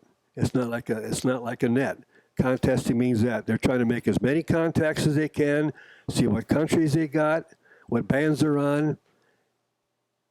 That's the fun of it. Which is the following for good contesting another station in a radio contest? Send the minimum requirements needed for proper identification of context exchange. Like I said, don't tie it up. Give them what they want to know. Give them your call sign. They're going to ask for your location of your state or your grid square. Give it to them. Let them sign off. Let them make another contact. NTSC, that's the National Television Service Committee. An analog fast scan teller TV signal. That's like in the old days before they went to this digital modes. It was fast scan television. That's the end of it. Any more questions from anybody? Tuesday night at 7 p.m. is the club meeting at the Funkhauser Methodist Church. Of course, you're all welcome to go to it. And then starting in April, we'll be starting here. But anyway, next Tuesday night is the Funkhauser Methodist Church. 7 p.m.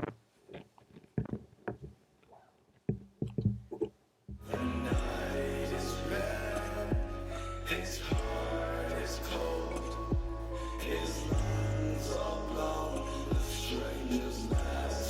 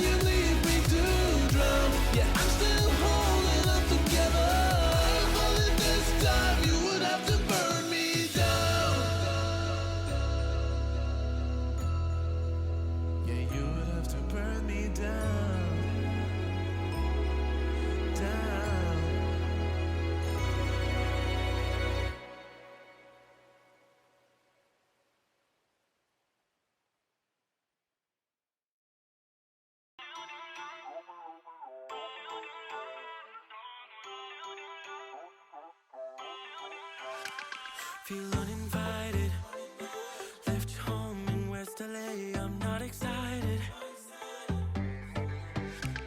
So uninspired.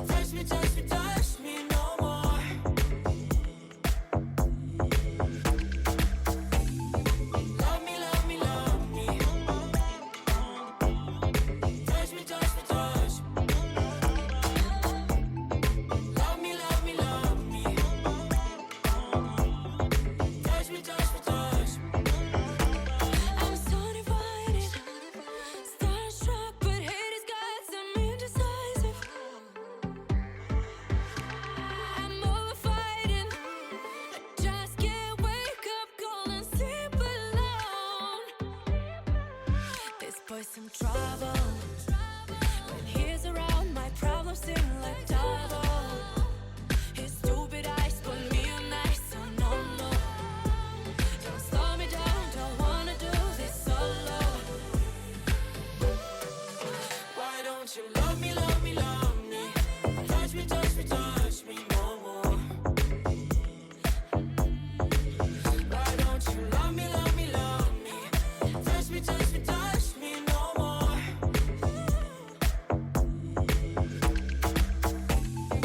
Love me, love me, love me.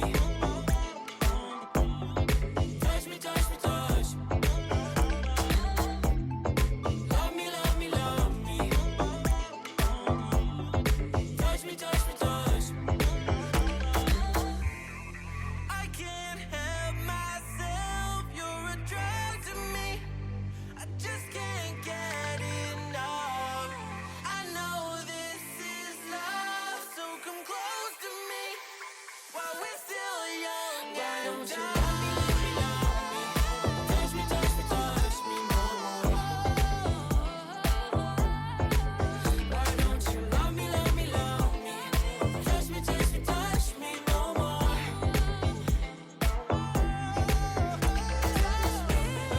Love me, love me, love me.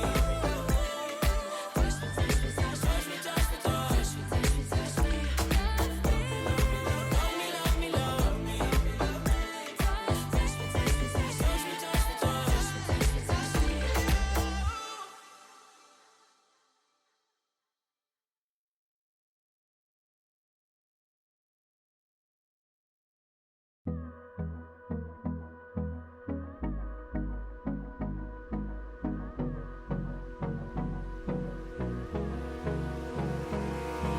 Abrázame toda la noche, no nos queda mucho tiempo más.